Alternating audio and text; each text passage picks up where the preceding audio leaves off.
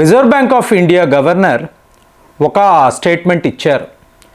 India is doing well చెప్తారు కదండి, మరి ప్రభుత్వ ఉద్యోగి.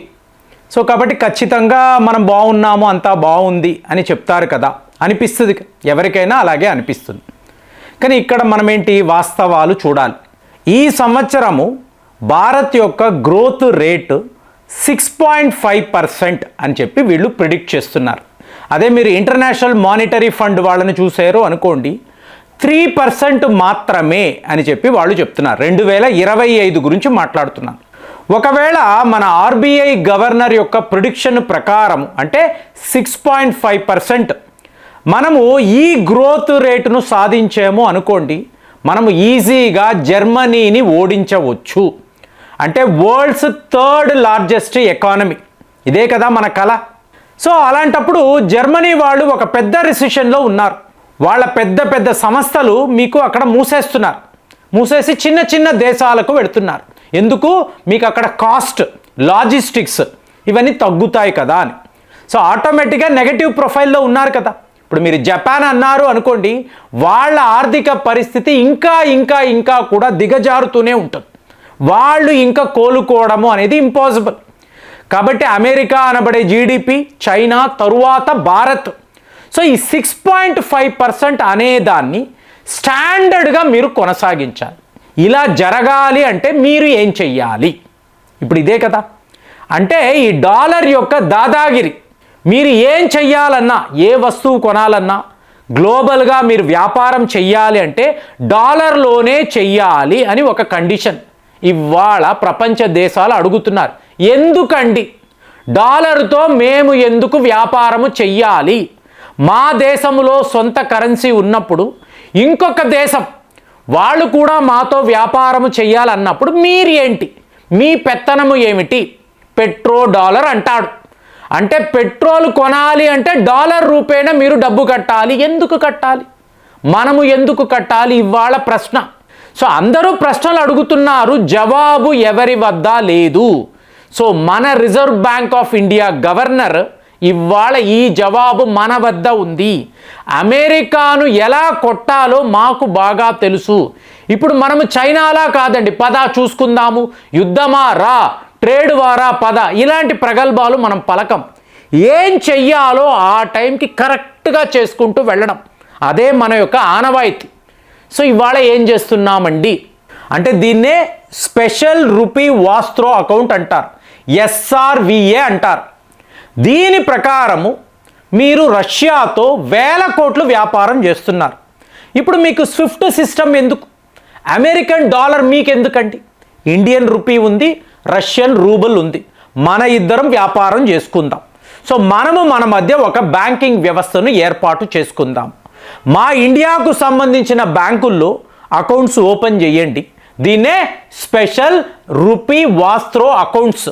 ఇవాళ మీరు నమ్మరు, 30 దేశాలకు సంబంధించిన సంస్థలు ఈ అకౌంట్స్ని ఇవాళ ఓపెన్ చేసి ఉంచారండి. అంటే అమెరికా డాలర్ అన్నప్పుడు వాళ్ళకి కాస్ట్లీగా పడుతుంది ఈ ఎక్స్చేంజ్ రేట్.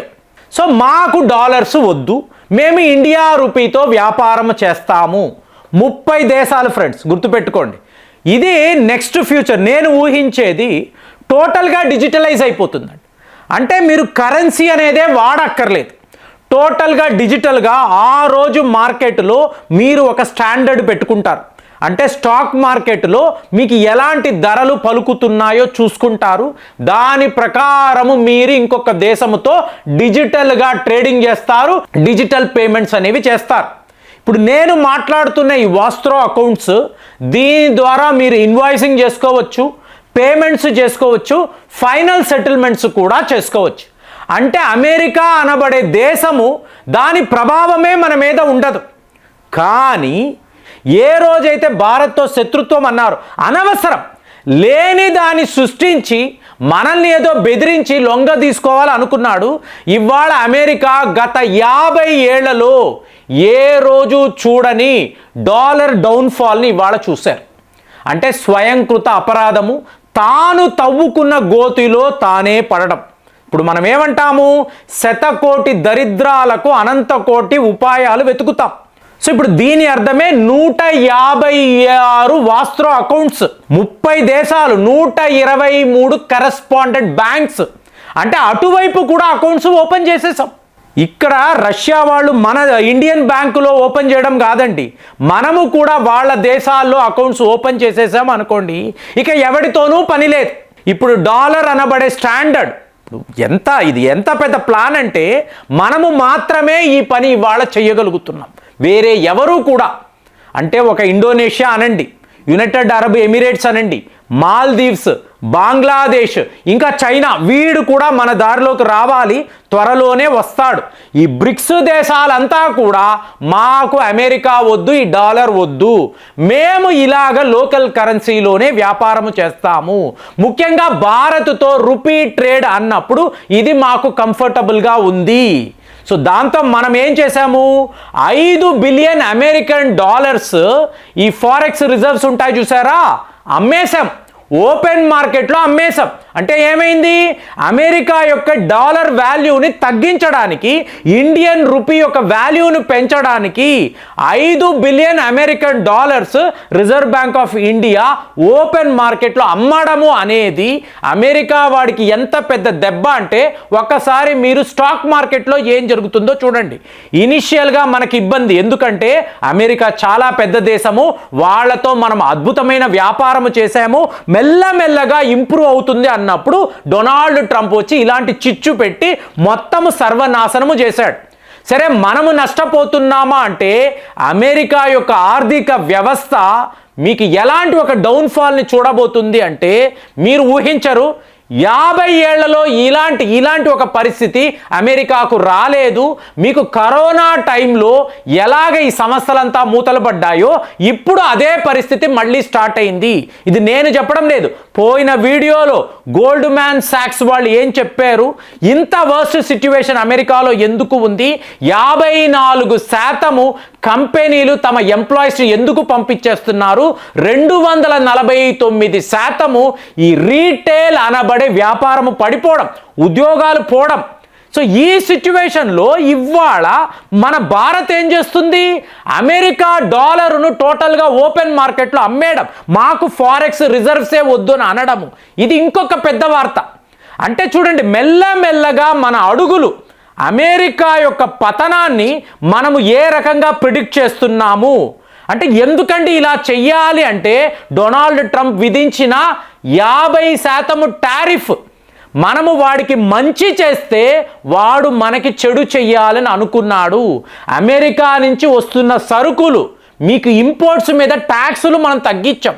ఆహా, భారత్ లొంగిపోయింది, ఇక నా తడాకా చూపిస్తాను అని అనుకున్నాడు. కానీ ఇవాళ మనము ఏం చేశాము, ఇంపోర్ట్స్ని ఆపడము కాదురా, అసలు నీ యొక్క ప్రోడక్ట్సే భారత్ దాకా రాకుండా, అంటే మళ్ళీ మనము మేక్ ఇన్ ఇండియా అనే మాట్లాడాలి. అదే అమెరికాలో నివసించేవాళ్ళు మన ప్రోడక్ట్స్ కొనాలి అంటే 50% ఎక్కువ డబ్బు పెట్టి, ఎక్కువ డాలర్లు పెట్టి కొనే పరిస్థితి. దాంతో అక్కడ ఉండే రీటైల్ వ్యాపారము కుప్ప కూలిపోయింది. ఇంత పెద్ద మార్కెట్ను నువ్వు శత్రువులా చూసేవో అనుకో, ఏమవుతుంది, నువ్వే నష్టపోతావు. సో మేమేం చేశాము, ఆఫ్రికా మార్కెట్ను ఓపెన్ చేశాం. ఆసియా ఖండములో ఉండే మిత్ర దేశాలు అందరితో కూడా ఇవాళ సత్సంబంధాలు, ఏకంగా చైనాతోనే కలిసిపోయాము. ఇంత పెద్ద మార్పు మా దేశంలో ఎందుకు వచ్చింది, నీ మూర్ఖత్వం వల్ల. అందుకే ట్రంప్ తుక్లక్ పాలన. మీకు ఒక బంగారు బాతును ఎలా కాపాడుకోవాలో తెలియక దానిని కొట్టి చిత్రహింసలు పెట్టాలి అనుకుంటే అది ఎగిరిపోతుంది, అది వెళ్ళిపోతుంది. అదే ఇవాళ భారత్ విషయంలో జరిగింది. ఫైనల్గా నష్టము అన్నారు అనుకోండి అమెరికాకే, ఎందుకంటే మన ఒక్కరితో కాదు కదండి, ప్రపంచముతోనే ఇలాగే ప్రవర్తిస్తున్నాడు. నేను బెదిరిస్తే భయపడతారు అనుకుంటున్నాడు. అలాగే ఇవాళ ఎవరు, నిన్న మాట్లాడాం, రష్యా వాళ్ళైతే లిటరల్గా వాళ్ళ నూక్స్, వాళ్ళ హైపర్సానిక్ మిజైల్స్ను కూడా సిద్ధము చేశారు. అంటే మాటలు అంటే మాట్లాడతాం, నెగోసియేషన్స్ అంటే నెగోసియేషన్స్, యుద్ధము అంటే యుద్ధము చేసుకుందాము. సో మనము ఎకనామిక్ వార్ చేస్తూ ఉంటే రష్యా వాళ్ళు హైపర్సానిక్ వార్ చేయడానికి ఇవాళ రెడీ అయ్యారు. మరి అమెరికా పతనాన్ని కళ్ళ ముందే ట్రంప్ సృష్టించుకొని చూస్తున్నాడు అంటే ఇతను ఎలాంటి మూర్ఖుడు? కామెంట్స్లో రాయండి. మళ్ళీ వచ్చే వీడియోలో కలుద్దాం. జై హింద్.